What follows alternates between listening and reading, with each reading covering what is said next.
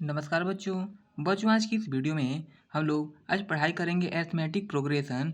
जी हाँ बच्चों, वही अरिथमेटिक प्रोग्रेशन जो आपने अपने क्लास 10th के चैप्टर में पढ़े हैं। जी हाँ दोस्तों, अरिथमेटिक प्रोग्रेशन ये एक बहुत ही खास चैप्टर होता है और इसके कुछ 2-3 क्वेश्चंस या फिर 1-2 क्वेश्चन हम लोग इस वीडियो में सॉल्व करने वाले हैं। तो चलिए शुरू करते हैं आज का ये वीडियो। बच्चों इसका नाम है क्या क्या नाम है इसका? Arithmetic progression. क्या? Arithmetic progression.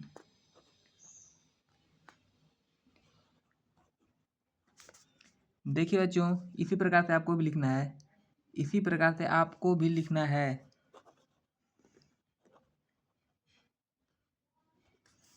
ये हो गया हमारे चैप्टर का नाम अरिथमेटिक प्रोग्रेशन। इसी के बारे में आप लोगों ने चैप्टर तो इसे पढ़ा ही होगा, अपने स्कूल में पढ़ा ही होगा, तो क्यों ना हम लोग एक क्वेश्चन से ही शुरू करें। तो बच्चों ये रहा हमारा पहला क्वेश्चन। पहला क्वेश्चन क्या है? पहला क्वेश्चन है बच्चों, the sum of the fourth and eight the sum of the fourth and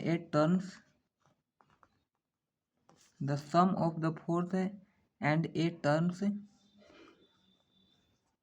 of an AP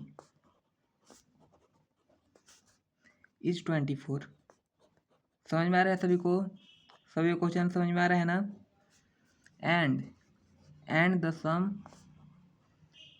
sum of its, देखिए आप अभी नर्सरी क्लास में नहीं हो, आप क्लास 10th में पहुंच चुके हो, इसलिए इन सब क्वेश्चंस का मतलब समझ में आना ही चाहिए। ठीक है, चलिए 6 and 10 terms इज 44। ये हो गया हमारा क्वेश्चन। उसके बाद हमें खोजना क्या है? Find the first three terms. देखिए जिन भी बच्चे से ये क्वेश्चन सोल्व हो रहा है वो वीडियो को पॉज करके इस क्वेश्चन को सोल्व करना शुरू कर दें, और जिन से ये क्वेश्चन थोड़ा डिफिकल्ट लग रहा है, जिन जिन बच्चों को, वो कृपया करके यहाँ पर ध्यान दीजिए और इसे सोल्व करने का प्रयास करिए। बच्चों आप सभी को ये क्वेश्चन तो अब दिख ही चुका होगा। चलिए जिन जिन बच्चे से ये क्वेश्चन सोल्व हो रहा है वो वीडियो को रोक करके इस क्वेश्चन को सोल्व कर सकते हैं और आंसर कमेंट में लिख सकते हैं। और जो लोग इस क्वेश्चन को बनाने से डर रहे हैं, यानी जिनका मैथ वीक है थोड़ा मोड़ा, अरिथमेटिक प्रोग्रेशन का चैप्टर जिन्हें थोड़ा मोड़ा उसमें डाउट होता है, वो कृपया करके इस वीडियो को देखिए और शांति से देखिएगा। आप लोगों को स्टेप बाय स्टेप चलना है। लिखना क्या है? लिखने से पहले मैं आप लोग को बता दूं कि ये क्वेश्चन बहुत ही महत्वपूर्ण है, बहुत ही इंपॉर्टेंट क्वेश्चन है। ये क्वेश्चन सीबीएसई के बोर्ड एग्जाम में भी पूछा गया है। 2008, 9, 2012 में ये क्वेश्चन पहले से ही पूछ दिया गया है, इसलिए मैं इस क्वेश्चन को लिया हूँ। तो चलिए इसे सोल्व करते हैं। लिखना क्या है बच्चों? लिखना क्या है? लिखना ये है let a be the first term and d B.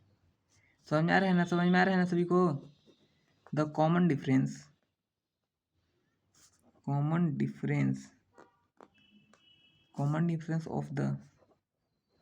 Of the given AP.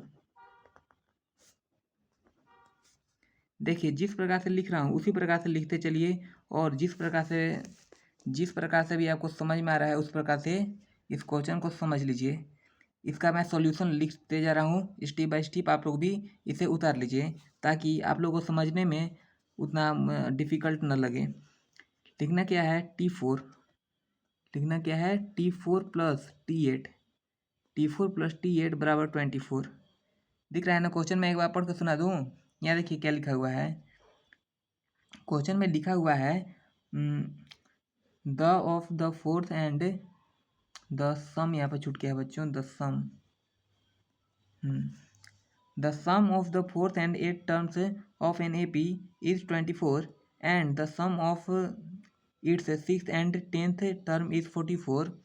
लिखा हुआ है find the first 3 terms of the AP, यानी कि AP का जो एपी का जो फर्स्ट 3 टर्म्स होगा उसको हमें खोजना है। समझ में आ गया?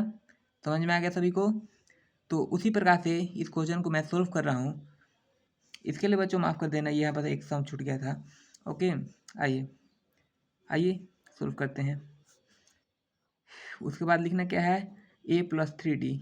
स्पीड में लिखिए, स्पीड में, वक्त उतना ज़्यादा नहीं है। फिर लिखना है a+7d, a+3d, उसके बाद a+7d बराबर 24। इतना लिख लीजिएगा, लिख लीजिएगा बच्चों इतना। Okay okay. उसके बाद 2a+10d, 2a+10d बराबर 24, 2a+10d बराबर 24। ये कुछ नहीं है, ये ऊपर वाला एरो का निशान है, ठीक ना, यहाँ पर ऊपर कुछ नहीं है, ठीक है।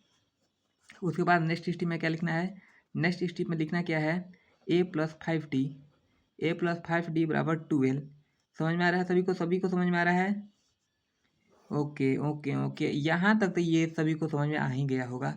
चलिए चलिए, जब सभी को समझ में आ गया है तो इसको इक्वेशन नंबर 1, इसे इक्वेशन नंबर 1 दे देते हैं।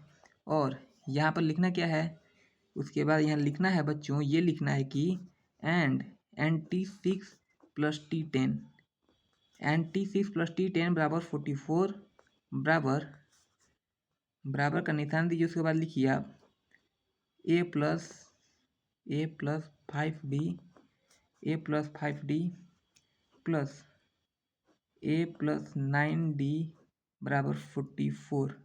इतना लिख लीजिएगा, ये बराबर 44 है। समझ में आ रहा है ना? यहाँ बराबर 44 लिखा हुआ है, ये 44 है यहाँ पर दिख रहा है ना सभी को? यहाँ बराबर 44 लिखा हुआ है। ओके, आइए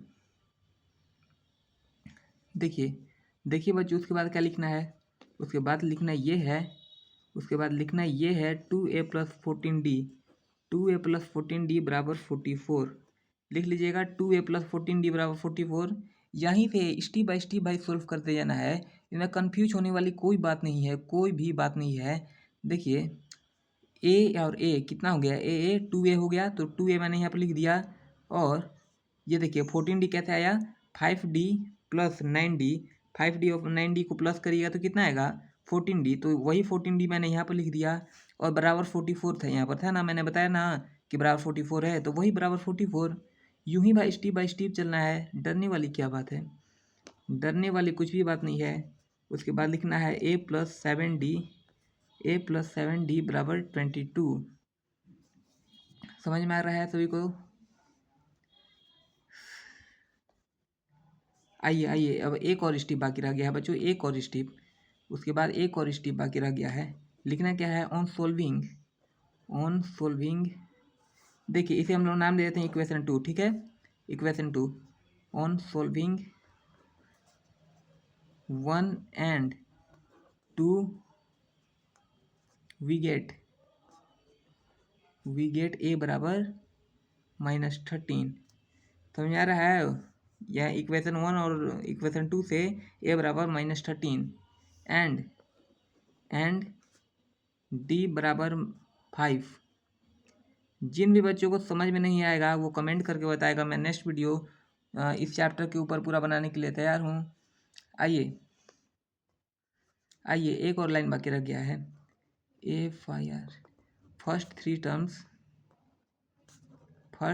terms of the given, first three terms of the given AP are -13, -8 and -3। हो गया, यही तो पूछा था, फर्स्ट 3 टर्म्स जो AP का होगा वो क्या क्या होगा, -13, -8 और -3 होगा। और क्या, अभी अभी तो हम लोगों ने सोल्व किया यहाँ पर। जिस भी बच्चे को स्क्रीनशॉट लेना है एक बार वो ले सकता है, स्क्रीनशॉट ले लीजिए, जिसको भी लेना है स्क्रीनशॉट इसका ले लिए सभी लोग स्क्रीनशॉट। ठीक है ओके बच्चों, सभी लोगों ने स्क्रीनशॉट ले लिया ना?